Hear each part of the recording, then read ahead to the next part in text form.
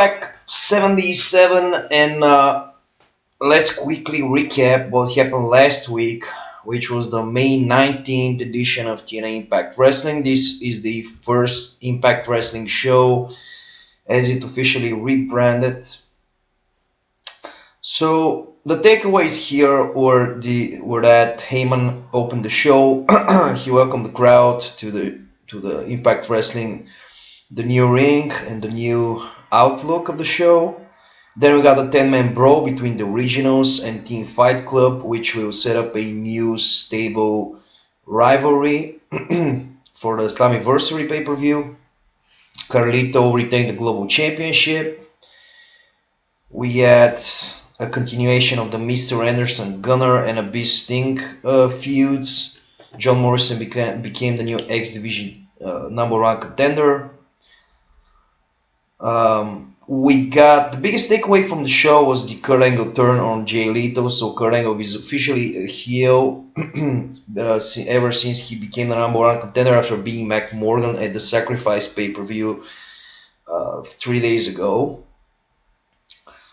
We got the main event, Crimson and Joe retaining the World Tag Titles over Beer Money, but then got attacked by Pope and Morgan, setting up the new tag program. So yeah, this is just quickly what happened on last week's show. So we got the May 26th edition of Impact Wrestling, and I have already talked about this on the last week's show. Whenever you do a turn, it's better to do a turn on the show itself and then have the explanation on next week's show. So for example, we got Kurt Angle turning last week on Jay Leto, but it was just a turn. So right now we are opening the show with a video that showed his turn last week. So he came to the ring with a mic. So Kurt explained that he spent too much time fighting Bischoff and basically fighting other wars rather than fighting for himself. So he paved the way for guys like Leto. He fought for TNA in its future, but while he was doing it, Leto was in it for himself and took the opportunity. So this is really Kurt being delusional. This is the whole point of this, because Kurt actually lost the finals of the Lockdown series.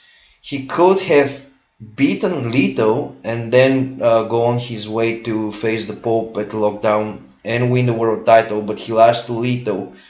So because of his frustration, he turned on I guess his respect for Leto, and the explanation was that he was too busy dealing with other people rather than doing it for himself. So Leto came out, said he had respect for Angle, but after his actions, this has changed. So this is the opening segment. It's nice that we set up a really babyface versus a heel feud. We got the babyface champion of Jay Leto and the heel challenger Kurt Angle. So this may be a good match at the pay-per-view. We're gonna see how this develops. We got 2 more weeks. So the first match on the show is a non-title match. Austin Aries defeated Rob Van Dam via Brainbuster. After this, Morrison came out and he had a face-off with Aries. They bantered back and forth. He wanted to become the new ex-champion at Slammiversary. Again, then we cut backstage where Beer Money demanded a tag match tonight against Loki and Kingston, so Flair booked it.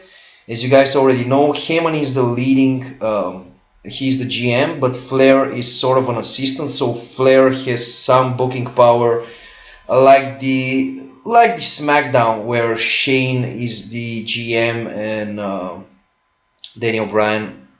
No, Shane is the commissioner and Daniel Bryan is the GM. Because we need to have some variety. We can't have only Paul Heyman booking the show. We need to have something. So this is just a role for Flair to be on TV sometimes. As you can see, most of the old guys on the show don't have a prominent role. So this is this is different than the TNA we used to watch in real life. In real life, they really put guys like Sting, like Hogan, like Angle, and Angle is really not that old here, but they put the old guys on the main attraction. I'm trying to push younger guys here and using the old guys to get them over. That's why I made Lito the champion. Before that it was the Pope, before that it was Mr. Anderson. So I think there's no point in putting over guys like Flair, like Sting. They're just there to help the younger guys get over. And that's how I'm booking this fictional TNA game.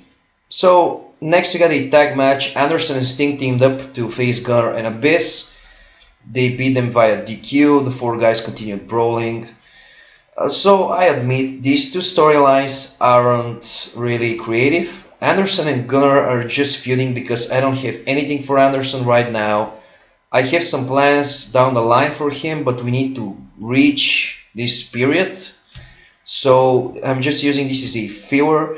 And I have really thought about retiring Sting, and I may do it after this feud with Abyss, but I will see what we'll do here, because Sting is pretty over, and if I retire him, I'm gonna lose one of my most over guys on the roster.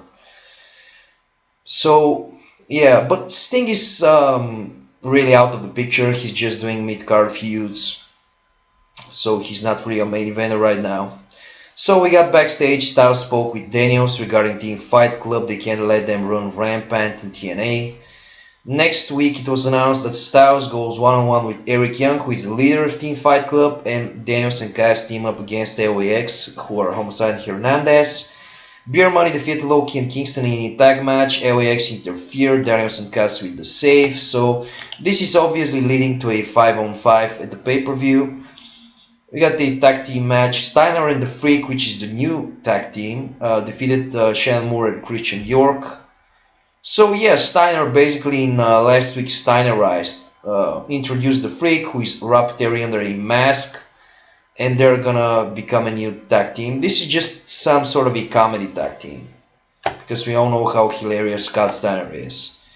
So we got backstage, EY praised his guys, Team Fight Club guys. They finally made an impact by attacking Heyman's boys. So this feud is kind of weird because the so-called originals, AJ, Daniels, Kaz, Brood, and Storm, they were never really Heyman's boys. They were just his picks, so he can take over Bischoff and beat his World Congregation team at the Lockdown pay-per-view. The GM job was on the line. So this team quickly disbanded after this. This is like a formal, alliance. This is not something official. These guys are not together like a stable. They are just friends. So it's weird for the Team Fight Club guys to attack them, because I guess in their mind the originals are Heyman's boys and they want to make an impact by attacking them, and I guess reach out for the main event or something. I don't know. So yeah, this is the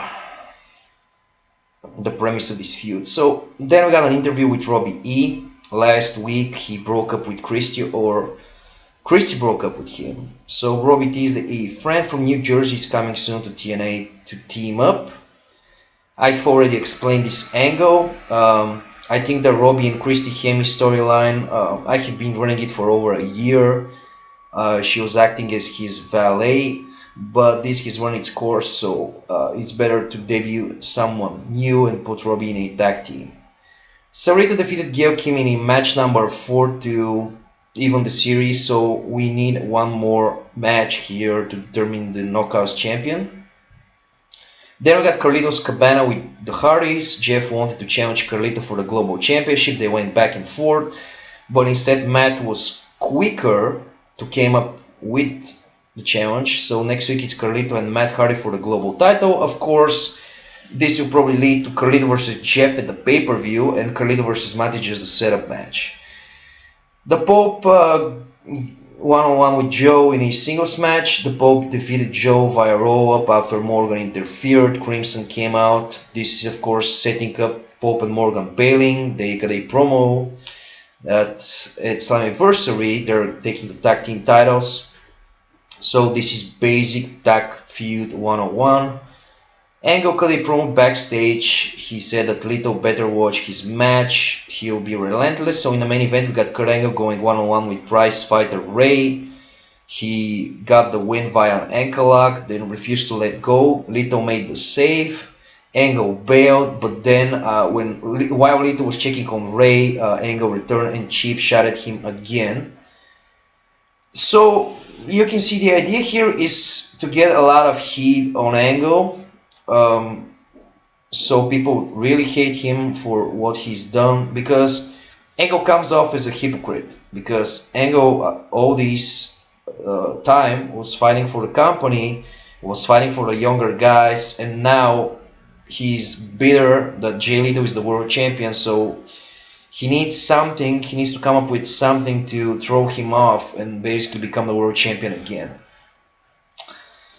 So yeah, it's already June. We got two more impacts, the June 2nd and the June 9th impact, and then we got Slammiversary on June 12th. A lot of the matches are already confirmed. We're gonna see what happens on the next 2 weeks. So yeah, basically,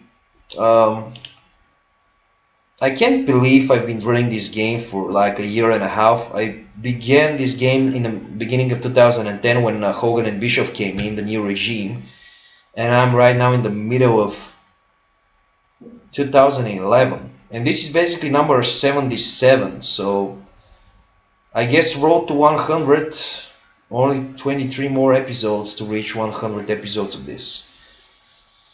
It may get boring at times because not every show is interesting, because some of the shows are needed to build up the feuds, but I think overall, if I had this game in real life, if this game was real life TNA, I would watch it really. I am really enjoying this game. I'm enjoying booking this game. So stay tuned for next week.